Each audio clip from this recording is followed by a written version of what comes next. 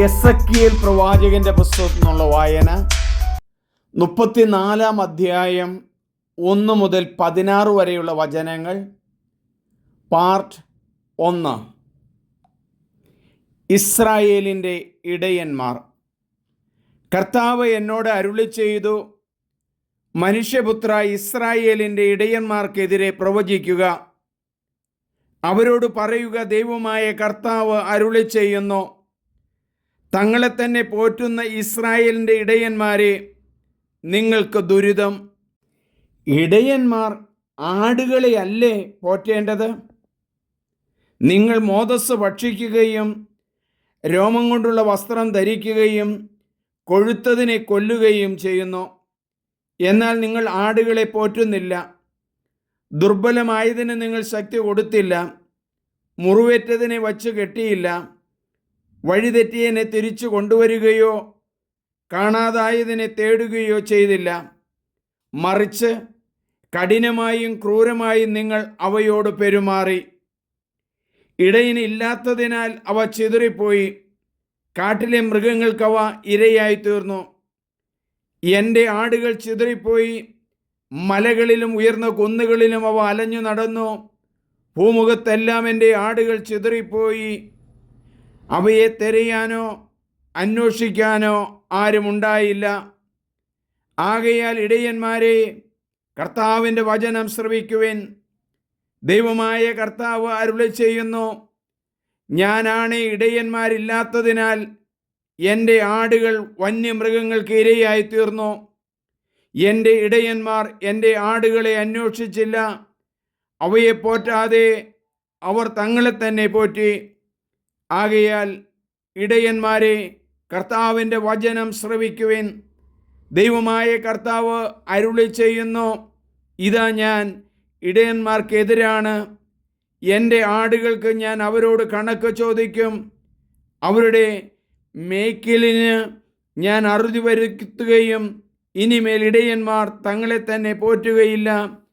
എൻ്റെ ആടുകൾ അവർക്ക് ഭക്ഷണമായി തീരാതിരിക്കാൻ ഞാൻ അവയെ അവരുടെ വായിൽ നിന്ന് രക്ഷിക്കും. കർത്താവ് ഇടയൻ. ദൈവമായ കർത്താവ് അരുളി ചെയ്യുന്നു, ഇതാ ഞാൻ തന്നെ എൻ്റെ ആടുകളെ അന്വേഷിച്ച് കണ്ടുപിടിക്കും. ആടുകൾ ചിതറിപ്പോയാൽ ഇടയൻ അവയെ അന്വേഷിച്ചിറങ്ങും. അതുപോലെ ഞാൻ എൻ്റെ ആടുകളെ അന്വേഷിക്കും.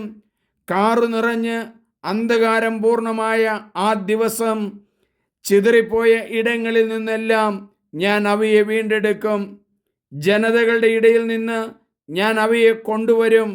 രാജ്യങ്ങളിൽ നിന്ന് ഞാൻ അവയെ ഒരുമിച്ച് കൂട്ടും. സ്വദേശത്തേക്ക് അവയെ ഞാൻ കൊണ്ടുവരും. ഇസ്രായേലിലെ മലകളിലും നീരുറവുകൾക്കരികിലും മനുഷ്യവാസമുള്ള എല്ലാ ഇടങ്ങളിലും ഞാൻ അവയെ മേയ്ക്കും. നല്ല പുൽത്തകിടികളിൽ ഞാൻ അവയെ മേയ്ക്കും. ഇസ്രായേലിന് ഉയർന്ന മലകളായിരിക്കും അവയുടെ മേച്ച സ്ഥലങ്ങൾ. അവിടെ നല്ല മേച്ച സ്ഥലത്ത് അവ കിടക്കും. ഇസ്രായേൽ മലകളിലെ സമൃദ്ധമായ പുൽത്തകിടിയിൽ അവ മേയും. ദൈവമായ കർത്താവ് അരുളി ചെയ്യുന്നു, ഞാൻ തന്നെ എൻ്റെ ആടുകളെ മേയ്ക്കും. ഞാൻ അവയ്ക്ക് വിശ്രമം നൽകും. നഷ്ടപ്പെട്ടു പോയതിനെ ഞാൻ അന്വേഷിക്കും. വഴിതെറ്റിപ്പോയതിനെ ഞാൻ തിരികെ കൊണ്ടുവരും. മുറിവേറ്റതിനെ ഞാൻ വച്ചുകെട്ടും. ബലഹീനമായതിനെ ഞാൻ ശക്തിപ്പെടുത്തും. കൊഴുത്തതിനെയും ശക്തിയുള്ളതിനെയും ഞാൻ സംരക്ഷിക്കും.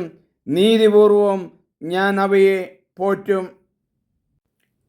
നമുക്ക് പ്രാർത്ഥിക്കാം. ദൈവമേ, എസെക്കിയേൽ പ്രവാചകനിലൂടെ ഞങ്ങളോടങ്ങ് സംസാരിക്കുന്നല്ലോ. യാഹ്വേ നല്ല ഇടയനാണ്.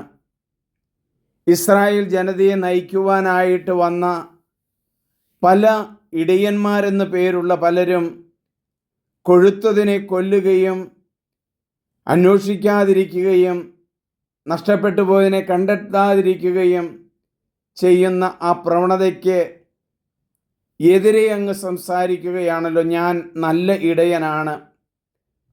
നഷ്ടപ്പെട്ടു പോയ ആടിനെ കണ്ടെത്തുന്ന യഹോവേ, മുറിവേറ്റതിനെ തോളിലേറ്റുന്ന യഹോവേ, ഈ വചനം കേൾക്കുന്ന പലരും മുറിവേറ്റവരും വിഷമം അനുഭവിക്കുന്നവരും ദുഃഖം അനുഭവിക്കുന്നവരുമാണ്.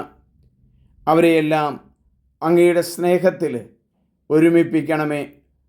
യേശുവിനെ നൽകിക്കൊണ്ട് ആ യേശുനാഥൻ നൽകിയ ഉപമയും കൂടി ആടുകളെ കുറിച്ചുള്ളതാണല്ലോ.